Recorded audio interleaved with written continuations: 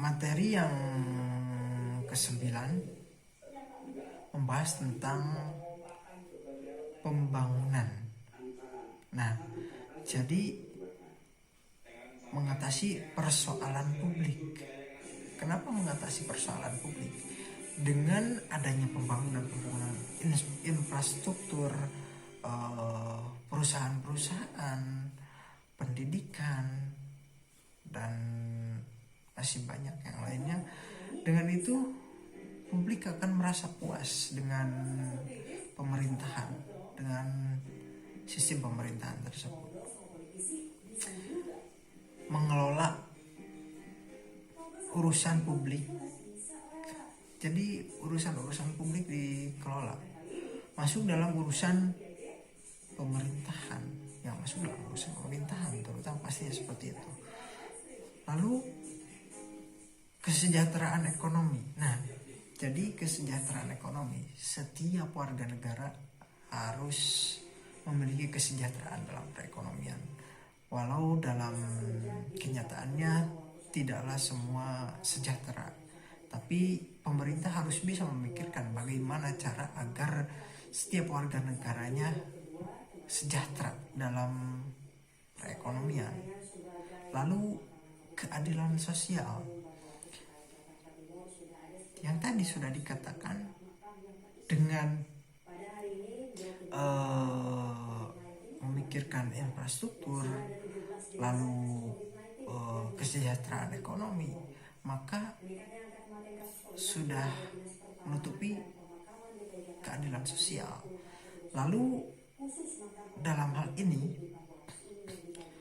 keadilan sosial juga bersangkut dalam hukum, seperti ketika orang kaya dihukum hanya ketika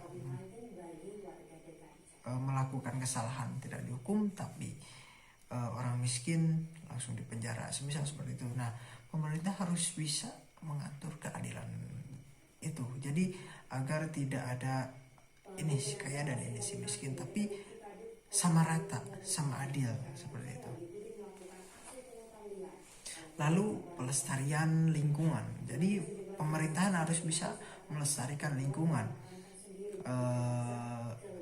Semisal karena banyaknya penebangan, banyaknya pertambangan dapat merusak lingkungan.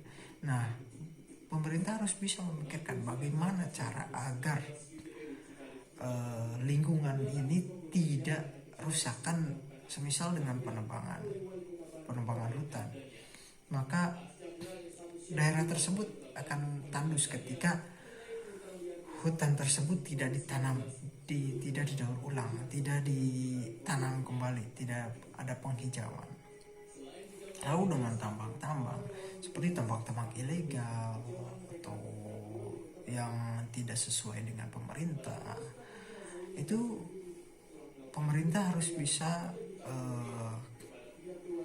meluruskan agar tidak ada kesalahan-kesalahan di masyarakat. Jadi pemerintah harus bisa menimbulkan kesadaran bagi masyarakat bahwa pentingnya alam bagi kehidupan, intinya seperti itu. Lalu ada perencanaan, implementasi, pengawasan, dan evaluasi. Ketika perencanaan, sebuah pemerintahan merencanakan 1 tahun ke depan akan seperti apa, 5 tahun ke depan akan seperti apa, dan 25 tahun ke depan akan seperti apa. Lalu implementasi, laksanaannya seperti apa, apakah sesuai atau tidak. Lalu setelah dilaksanakan, setelah dirancang, setelah dimulai, maka akan ada pengawasan, apakah sesuai dengan yang direncanakan atau tidak, apakah